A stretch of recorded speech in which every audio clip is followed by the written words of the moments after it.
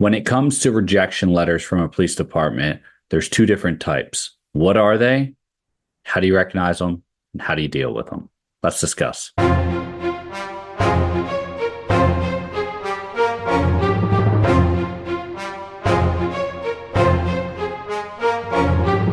Before we get started, I have two gifts in the description for you. One is the Getting Started workshop. It's going to walk you through every phase of the hiring process. Plus, there's some hidden bonuses in there to include the new police candidate eligibility exam. Take it, see where you fall as a candidate. Next is the free coaching call with myself or any of the other instructors. That's where you can jump on, ask anything specific to you, to your hiring process, to your background, whatever you want to ask. That's what we're here for. Now, when it comes to getting some type of rejection letter, before we get into the top two, or I should say the two that there really are, you need to understand that determining how you handle a rejection letter is going to be the tone or determine whether or not you succeed in becoming a law enforcement officer. People get rejected. It happens. Sometimes you get rejected because of something you did wrong. Sometimes you get rejected because they have a lot more qualified candidates than you. It just depends how you handle that. If you sit down and sulk and you go out and you do something stupid, or you do something stupid and just in general, say you withdraw from every other department, everything, you're not going to make it. You got to have applications out there to get hired. No one's going to come to you and just pick you off the street and say, hey, by the way, you're hired. If you did run into someone that says, oh, I thought about becoming a law enforcement officer, and they're a law enforcement officer or recruiter, they'll say, oh, here, apply to us. They're going to make you feel like you're the best person in the world.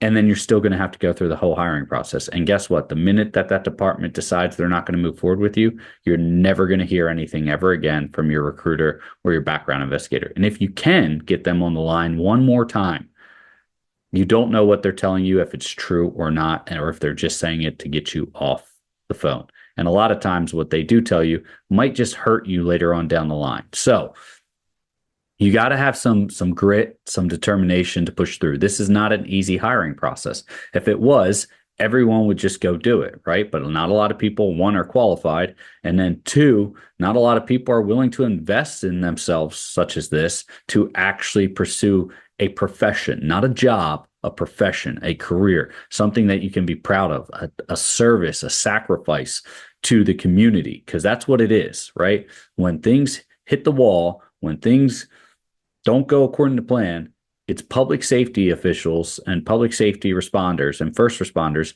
that go out there and have to help, whether it's raining, snowing, whether it's a national emergency or a declared emergency. It's going to be first responders, and law enforcement is going to be leading the charge on that, making sure that all the other first responders are safe and can get to where they need to help. So if you don't have that grit to just take a rejection letter, then you need to either learn, or maybe it's not the right profession. So what does a rejection letter look like? Well, there's two different types. You have your DQ, your disqualification, or you have your non-select. That is it. That's all you get. Worst part about it is some of the police department's background packets, their PHS, PHQ, whatever you want to call it, some of their background packets don't even get to let you put non-select on them. They should, right? Because there is a difference between being disqualified and being non-select. Disqualified means that you did not meet the standard for what they were looking for, whether you were disqualified because you failed the board interview, whether you were disqualified, and the board interview is a touchy one. I picked a really rough one to start with, but whether you were disqualified due to the polygraph, whether you were disqualified due to the psych exam, the medical exam, the background interview, or the complete background check, right? If you fail the written exam or you fail the PT test, technically those are disqualifications. You did not meet standards, right? That's what a disqualification is. You're disqualified due to the fact that you don't meet standards, right? Or you don't meet that department standards, or you don't meet that department's hiring policy. That's what it is. The other one you have is a non-select, right? A non-select is saying, hey, at this point in time, now this can happen anytime through the hiring process as well, right? So you have to be careful of what actual letter you have, right? If it says, hey, at this point in time, we're non-selecting you due to the fact that we have more qualified applicants, you're good to go, right? That's a non-select. It says it on the letter or the email. easy to recognize. Well, what if it says, hey, at this point in time, we're no longer considering you an applicant? What, why, right? Are you going to go and call the individuals and say, hey, why are you no longer considering me an applicant? Well, maybe it's because you failed your poly, or maybe you failed your psych, or pick any number of reasons. Maybe they're no longer considering you an applicant because they've already filled all the billets, right? Now, most letters, right, denial letters or rejection letters won't be that vague. They'll be vague, but they won't be that vague. And what they'll say is usually they'll say due to an issue in your background, or due to undisclosed information, or due to information gathered on you at this point in time, you're no longer be considering an applicant. Good luck on your future career endeavors. That's a very professionally written rejection letter. Very typical. Well, here's the thing. That's a DQ. Right. And they might even say, hey, you're eligible to reapply in a year or 2 years or 6 months.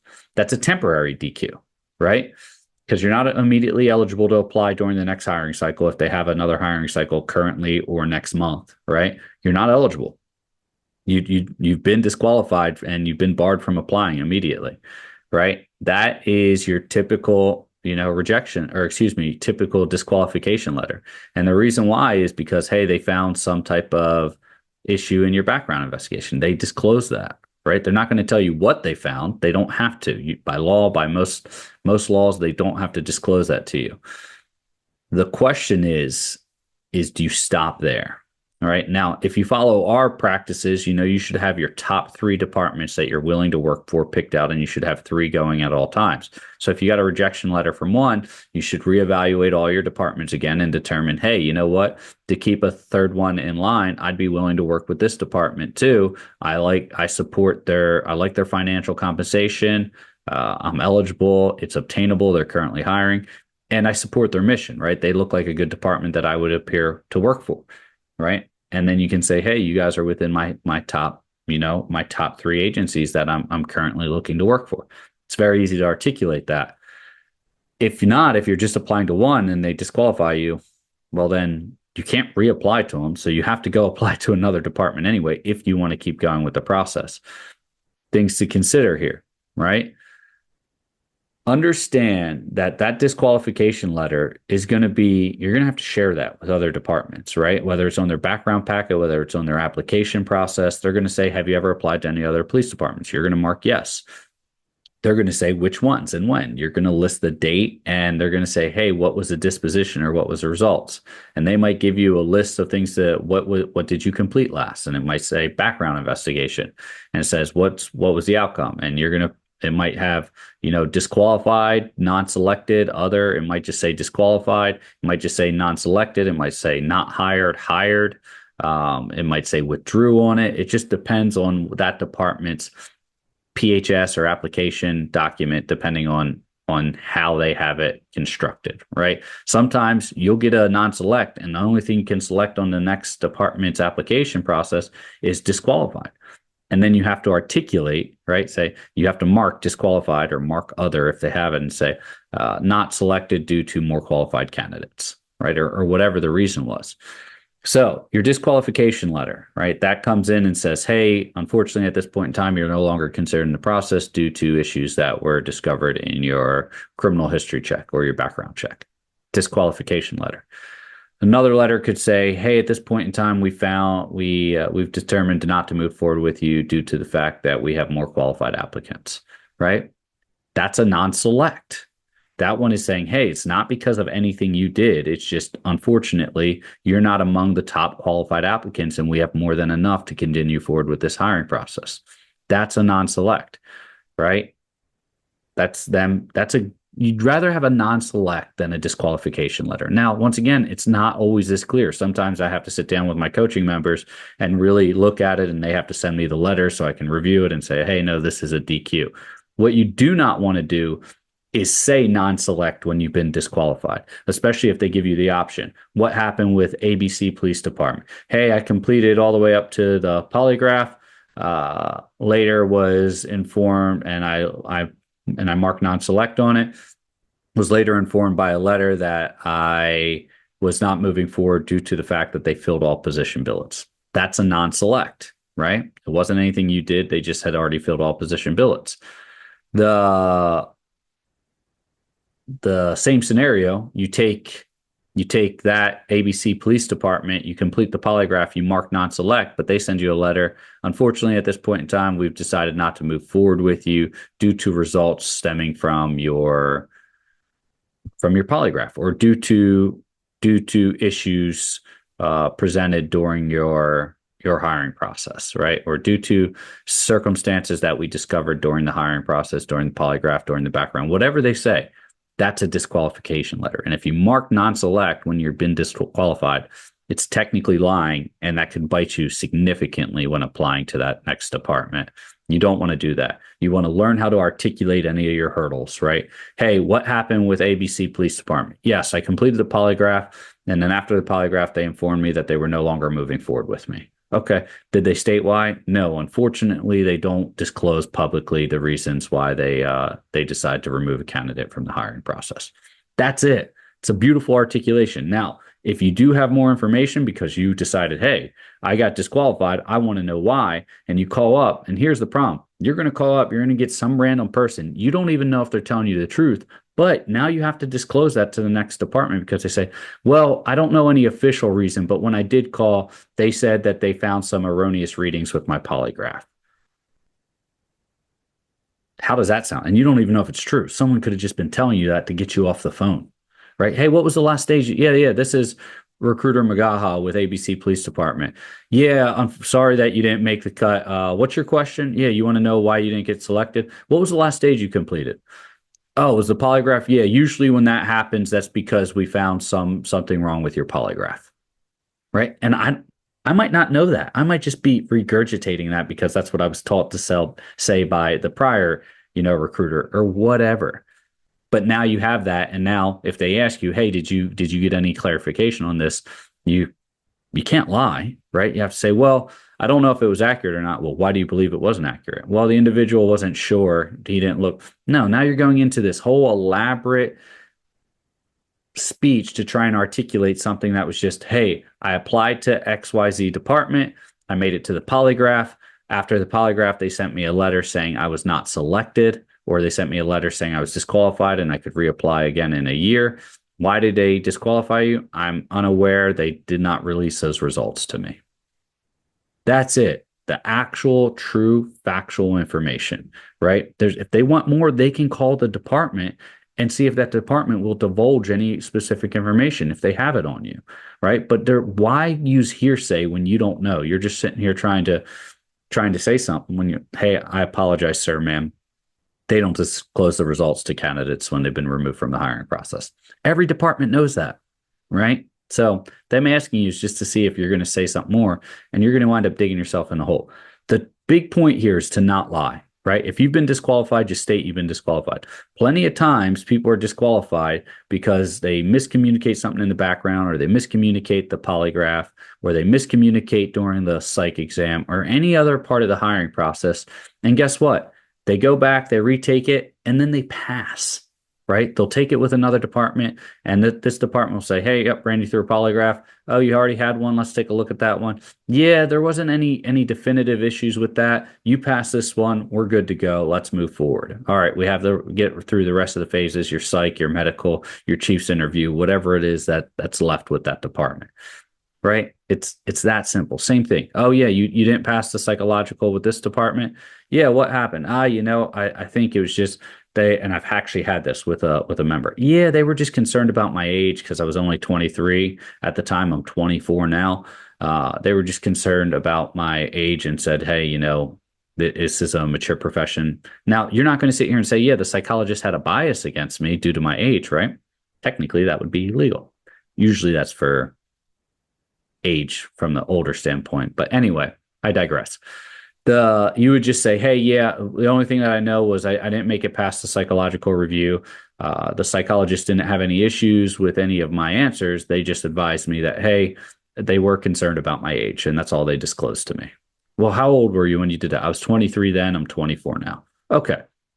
You seem like a mature, responsible young adult.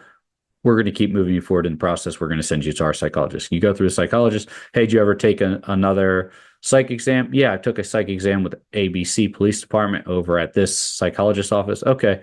What did they say? Big thing is they were just concerned about my age. Since then, for the last 6 to 8 months to a year, I've been working on making sure that I maintain positive work experience, making sure I get my work history greater, as well as make sure that I stayed out of trouble and presented myself in a mature professional fashion. That sounds good. I don't know what happened then, but it sounds like you've matured now. I'm good with signing off on you. All the rest of your test looks great. There you go. Right? Just because one department told you no, maybe that department has a standard that another department doesn't, right? Or maybe that department has so many applicants that they just need to weed out other applicants. You don't know the reason. So stop trying to project that reason and stop trying to assume, I should say. Stop trying to assume what the reason is. It's all hearsay. You don't know. Don't paint yourself into that corner. So your two type of rejection letters, right? One is a disqualification. One is a non-select. Non-select is always better than a disqualification. It's just saying that, hey, it's not that you're not qualified. It's just you're not among the best qualified, right? If you're going to get a rejection letter, that's the one you want to get. If you get a disqualification, it's not the end of the world. If you get a permanent disqualification from a department, you need to look into why you were permanently disqualified. And a lot of times there's not many things outside, the core four major factors, right? Or barring situations that bar someone from being a law enforcement officer, that's a permanent disqualifying factor. So if you do get a permanent disqualifying factor and you don't have an automatic disqualifying factor, or excuse me, if you get a permanent disqualification from a department and you don't have an automatic disqualifying factor, right? Like you're a convicted felon or something along those lines. If that happens, you need to look into what happened, because the chances are you may have missed something or left something out, and they might have thought that you were lying, and they might have permanently DQ'd you for it. And it might have just been a simple mistake on your part where you forgot about a speeding ticket or an interaction with law enforcement because nothing came of it. And they might just say, hey, due to the fact that you didn't provide accurate information, we're permanently disqualified. And I've seen departments do that. But the problem is when you have a permanent disqualifying factor from one department, every department is going to look and talk to that department to see what happened. And they're going to say, hey, yeah, we were running his background and he completely failed to mention this interaction he had with law enforcement. We looked at the report. It wasn't good. And then you then need to articulate, hey, that was a complete mistake because I had this incident, say at a party or something like that, where law enforcement showed up, there was underage drinking. However, nothing happened to me because I wasn't underage drinking. Or whatever the situation was, plug and play your situation into it.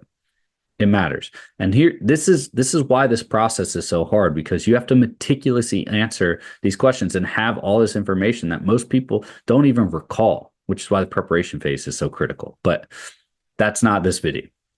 Make sure you're properly identifying whether or not it is a disqualifying factor or a disqualifying letter, a DQ, or a non-select. And that's going to significantly help you if you do get a rejection letter.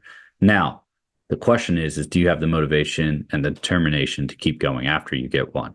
And if you do, we have those gifts in the description for you. The Getting Started workshop is going to walk you through every phase of the hiring process, plus those hidden bonuses, and the free coaching calls with myself or any of the other instructors. If you get a disqualification letter or a rejection letter or a non-select letter, and you're really curious how to make yourself the best candidate so that doesn't happen again, jump on a free coaching call. We'd be glad to sit down and help you the best way we can.